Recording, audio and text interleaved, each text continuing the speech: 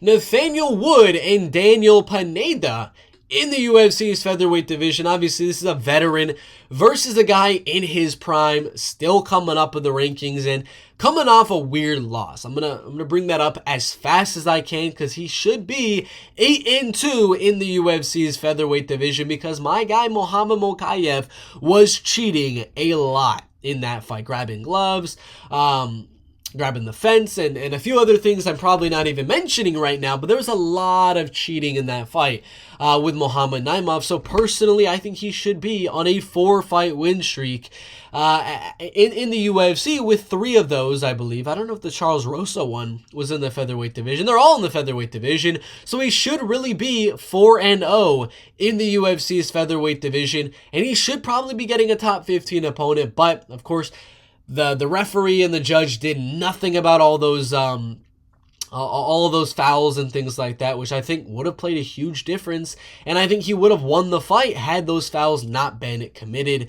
But enough of that. Let's talk about Daniel Pineda a little bit. He's almost 39 years old. He's taller by like barely, pretty much similar reach right there, but he's kill or be killed. That's one thing we really have to go out there and mention before any Daniel Pineda fight. He's 5-6 in the UFC, and his only last fight was the one to go to a decision. I mean, the dude has never won a decision, and I don't think he's gotten any decisions besides that Alex Caceres one inside of the UFC. Let's see.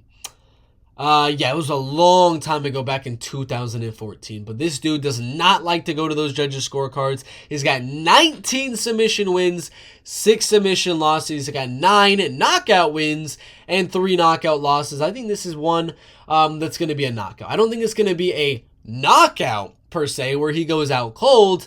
And I do believe it is going to be a TKO due to him getting hurt on the feet and ground and pounded. But I don't think it's going to be early on because Daniel is much, much more dangerous than Nathaniel Wood in those early rounds. So I think Daniel's able to go out there, hurt Nathaniel Wood maybe a little bit on the feet, get a takedown, get close to a submission on Nathaniel. Everyone's going to be like, oh my God, the minus 500 favorite in Nathaniel Wood, the biggest favorite of the card's about to lose. Then Daniel's going to start to fade a little bit. I think because he goes so hard going for those finishes early on in his fights, I think he'll win round 1, but round 2, Nathaniel, the prospect, is going to come out really, really just coming forward on Daniel Pineda. Daniel gets slower. Daniel gets more sloppy, and I think Nathaniel's going to mix in a takedown or two, ground and pound a little bit. Daniel will get up, and then I think Nathaniel's going to land a good shot on Daniel Pineda on the feet, get a knockdown, get a lot of ground and pound landed on Daniel Pineda, and I do believe we do have a round 2 ground and pound TKO for Nathaniel Wood in this fight. I think Daniel's always dangerous on the ground, so don't be shocked if he's going for that ground and pound TKO and gets submitted from something on bottom. But I am going to go Nathaniel Wood to get that ground and pound TKO. Let's go round 2. Let's go 2 minutes left. Let's be specific. 2 minutes left in round number 2.